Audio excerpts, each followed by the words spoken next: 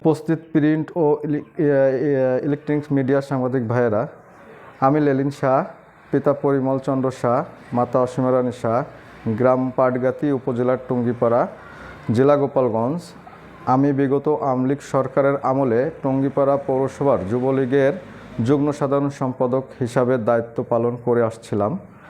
বর্তমানে আমার ব্যবসায়িক ও শারীরিক অসুস্থতার কারণে আমি যুবলীগ সহ সকল পদবি থেকে টুঙ্গিপাড়া প্রেস ক্লাব উপস্থিত হয়ে স্বেচ্ছায় পদত্যাগ করিলাম।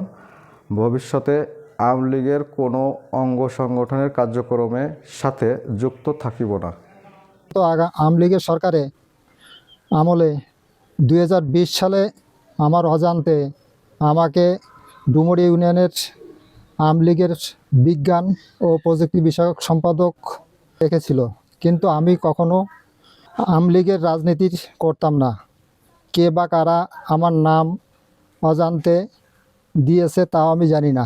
তাই আইনের প্রতি শ্রদ্ধাশীল হয়ে স্বেচ্ছায় ও সজ্ঞানে আওয়ামী লীগের পদ থেকে পদত্যাগ করলাম।